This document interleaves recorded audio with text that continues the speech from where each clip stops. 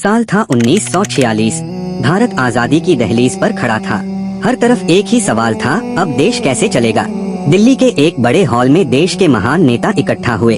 उनमें से एक थे डॉक्टर B.R. अम्बेडकर, जिनकी आंखों में एक मजबूत और न्यायपूर्ण भारत का सपना था।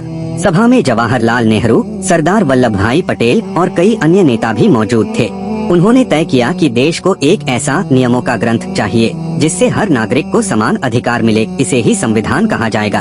एक दिन बैठक में नेहरू जी खड़े हुए और बोले, हमें ऐसा भारत बनाना है जहां हर व्यक्ति को आजादी, समानता और न्याय मिले। सबने तालियां बजाईं, लेकिन काम आसान नहीं था। देश में अलग अलग धर्म, भाषाएं और संस्कृतियां थीं। हर किसी की अपनी मांग थी। कोई कहता हमें बराबरी चाहिए, तो कोई कहता हमें सुरक्षा चाहिए। डॉक्टर आम्बेडकर ने मुस्कुराकर कहा, हम ऐसा संविधान बनाएंगे जो सबको साथ लेकर चले। फिर शुरू हुआ एक लंबा सफर। सभा के सदस्य दिन रात बैठकर बहस करते। कभी कभी बहस इतनी तेज हो जाती कि माहौल गर्म हो जाता। एक दिन एक सदस्य ने कहा, क्या सभी को समान अधिकार देना सही होगा? डॉक्टर आम्बेडकर ने शांत स्वर में जवाब दिया, अगर समानता नहीं होगी तो आजादी अधूरी रहेगी। उनकी बात सुनकर सब सोच में पड़ गए। संविधान में कई बड़े फैसले लिए गए। हर नागरिक को मौलिक अधिकार मिलेंगे। कानून के सामने सब बराबर होंगे। किसी के साथ धर्म या जाति के आधार पर भेदभाव नहीं होगा।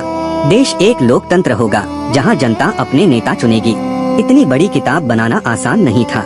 इसमें लगे पूरे 2 साल 11 महीने 18 दिन। आखिरकार 26 नवंबर 1949 को संविधान तैयार हुआ। उस दिन सभा में खुशी का माहौल था। 26 जनवरी 1950 को संविधान लागू हुआ। उसी दिन भारत एक गणराज्य बन गया। डॉक्टर आम्बेडकर ने कहा, आज हमने एक ऐसा भारत बनाया है जहां हर किसी को बराबरी का हक मिलेगा।